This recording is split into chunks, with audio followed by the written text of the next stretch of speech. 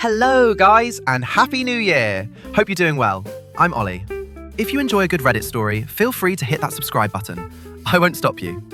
Right then, let's crack on with our first story of the day. The first story comes from Fraxial in the Relationship Advice subreddit, and it says, I, 35 male, feel like a cash cow for my girlfriend, 38 female. She quit her job, refuses to take on full-time childcare, demands marriage for security, and has withdrawn intimacy. I need an outside perspective because my resentment is hitting a breaking point. We have been together for 6 years and have 2 toddlers, aged 2 and 4. We are in Germany, so it is not so unusual to not be married. The financial career issue. My girlfriend used to have a secure, high-paying state job. She decided to quit to open a hobby shop focused on coaching and spirituality. I supported her, but it is not working out well. The business is failing to gain traction. I thought she would be happy with that since it was her dream, but instead, she is stressed and angry. I'm currently covering us financially, but we are at a point where our lifestyle needs to downgrade significantly to make this work. The childcare conflict. Despite her business struggling and needing more time to develop it, she refuses to send our kids to a standard kindergarten with normal hours. Instead, she insisted on a private one that closes at 2:00 p.m. This creates a cycle. She says she can't work enough to fix her business because the kids are home by early afternoon. Then, she blames me for not doing 50-50 childcare, even though I work a full-time job to support us. She claims she does much more than me, but I take over immediately after work. I feel I am burning the candle at both ends. The marriage pressure. Suddenly, she is pressuring me to get married. She openly admits she is realizing she is not financially secure for the future because of her career pivot, and she wants the security of marriage. It feels like a transaction, not a romantic progression. She wants me to be grateful for the situation, but I feel trapped. The intimacy issue. On top of the financial and logistical stress, our intimacy is non-existent. Since our second child was born, we have had intercourse twice in the last year. I feel she isn't attracted to me anymore and simply views me as a provider or utility to fund her lifestyle choices. I feel used, entitled, and unappreciated. I'm hesitant to marry someone when the relationship feels so unbalanced. Has anyone dealt with a partner who sabotages their own work time with the 2 p.m. pickup but blames you for the lack of support? We are seeing a couples therapist. It helps a bit, but I have the feeling I can't really carry the unbalance of the relationship. The therapist seems to believe I am the typical only work guy, even though I cook 95% of all dinners, do the groceries, and take care of the kids as much as possible. Thank you. TLDR, girlfriend quit a high-paying job for a failing hobby business. She insists on partial childcare with a 2 p.m. pickup, then complains she can't work and that I don't do 50-50. She now demands marriage for financial security, while our intimate life is dead. I feel used. P.S. I use Gemini to restructure my text into categories, but it is otherwise authentic. Rutlabic says, the kids attend regular daycare and she returns to her previous job. Do not get married unless she becomes reasonable. OP responds, well, if I say that and I did out of frustration, she directly cries and tells me I am inhuman and evil. Gu M. Arson says, it seems like the school is the biggest sticking point in this situation. If she would allow the kids to go somewhere else, she'd be able to do her job better. You'd both be able to split kid time more efficiently. Finances would be easier, and perhaps, with some stress relieved, she'd feel up to physical intimacy more frequently. Why is she insisting on this specific school over the less expensive, longer day one? It seems that if she is holding such a hard line here, she must have some sort of reason. Does the other school have a less than stellar reputation? Does this school offer something unique and important? Is it just a prestigious name that she believes will get the kids into a better school later? Are there other ways to get that specific element? If it's a language school, maybe she can start some Duolingo or something similar and pick up the language on her own. OP responds, it is a specific kind of school in Germany that is focused on nature and the well-being of children. I mean, it is great, but I think other schools can be great too. She is convinced other schools are horrible and do not respect children. Someone says, I don't know how property and estate matters work for married versus unmarried couples in Germany. This is coming from someone in the US. Do not get married to this person. I would not be able to survive this if I were you. Based on what you're describing, it sounds like you need the relationship and dynamic to take a turn rather than end altogether. So I'll speak to that. In addition to couples therapy, she needs personal therapy. A lot of these changes sound like they transpired after having kids. She may have undiagnosed postpartum depression or depression that developed after having kids, So not strictly postpartum, but generalized anxiety and depression. Giving up the stability of a state job when you have just had kids is where alarm bells for depression would go off for me. Because I personally would not care as much about experimenting with my career with stability on the line once I've had kids. Second, this may address or help address the intimacy issues, which are undoubtedly exacerbating every single part of this. When you go through rough times, which will happen, it's important to be able to rebound in the relationship with closeness and trust, and physical intimacy is very, very important in that. So this needs to be a central part of postpartum therapy and couples therapy. Third, financially, everything is on you right now.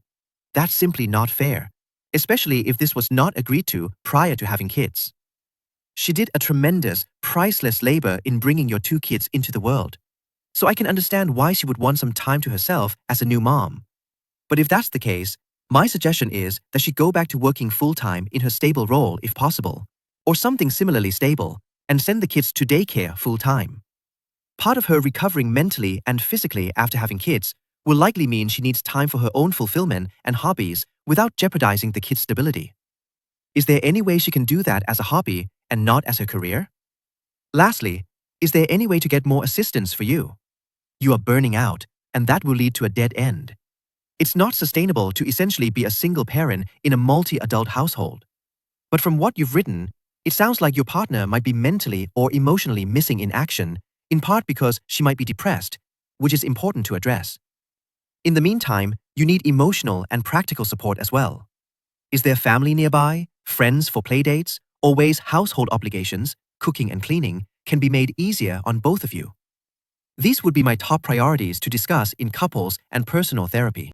OP provides more information in the comments by stating, "Thank you for taking the time to write such an insightful comment. We are already seeing a couples therapist who suggested we both get individual therapy for past trauma. She indeed had postpartum depression after the first child, and she was seeing a psychologist for 1 year.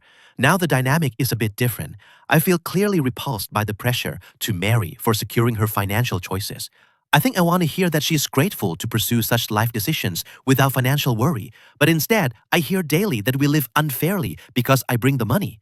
On top of that, she knows I will become quite wealthy by inheritance, and she often makes comments in this direction." A Reddit user says, "When you go back to your next therapy session, lay out for your partner the following. 1. We can't afford to keep living off only my income. 2. My mental and physical health are suffering due to the financial stress. 3. We need to find a solution to our financial situation before doing anything else. Let's use this therapeutic space to problem solve this together. If marriage comes up, make it clear that you can't make her financially secure through marriage because you yourself are not financially secure. Use the therapist as a third party that helps structure the difficult conversations that you and your wife can't have at home on your own. Tell the therapist what you need them for. This is the way to use therapy." Sloping Schlong says, "Hey man, so I've read through some of the comments about the crying in response to setting boundaries, etc. I think you're in dangerous territory with someone that doesn't love you, but you're both codependent and reliant on a status quo. In summary for me, if she can't cope with the accountability of opening a business, which is hard, then she has to swallow her pride and come back to it later. Expenses outside means are also an unrealistic expectation to place onto you, such as childcare arrangements and upkeep, though it is not solely her responsibility to take care of children just because you have a full-time job. That's not a get-out-of-jail-free card. I think you either can hopefully meet a more reasonable and considerate partner in the middle of your combined situation, or there is a great deal of resentment that both parties won't put aside, and it's time to consider what life looks like as a single parent, which really hurts to say. But using marriage as a manipulative tool is not the purpose of the concept. Assuming you both treat each other respectfully and look out for each other with or without a title." OK-document 4,866 shares. Everyone here is assuming the worst, but honestly, I think your wife is just going through an identity crisis and needs support. The tough love thing also sounds great if she was just a girlfriend, but she's the mother of your children, so you're stuck with her either way. Forcing her to go back to a job or quitting her business is practical, but is apathetic. She would just resent you more because her last grasp of an identity outside of being a mother will be ripped away from her. Women, regardless of the support or time they get with child rearing, never really get to explore an identity outside of being a mother. That's also probably why your sex life has disappeared, because she feels unfulfilled and therefore not sexy. Find a support group for women who are entrepreneurs, or even better, mothers who are entrepreneurs. Don't tell her to quit her business immediately, but reframe it as her needing to network to expand her career opportunities. She can start with a part-time job to help ease the financial burden, but create room to connect with others that can help her get out of this rut. Then, do a check-in after a month or two to analyze her progress. If she's still stuck, I would say cut your losses and prepare to separate. At that point, her laziness is a character flaw and nothing can be done to improve your relationship. If she feels invigorated, then discuss the next steps further. By then, she will be able to compromise as she will have an idea of what her career will be. Maybe she goes back to school, maybe she continues working part-time, maybe you guys consider alternative childcare, or maybe she gives up and goes back to her old career with her newfound friendships providing better support. Also, spend some days for yourself. Take a day off and do a hobby or go out with your friends despite how she feels. Feeling suffocated does not allow you to make good decisions.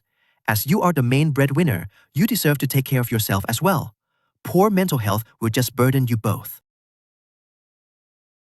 Our last story comes from calm_yogurtcloset36 in the relationship advice subreddit, and it says, I, 26 male, feel like rethinking marriage with my fiancé, 24 female, after New Year's outburst.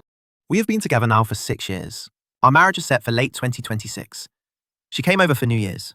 Before midnight, she ended up passing out. She sleeps diagonally, so I had no room in the bed.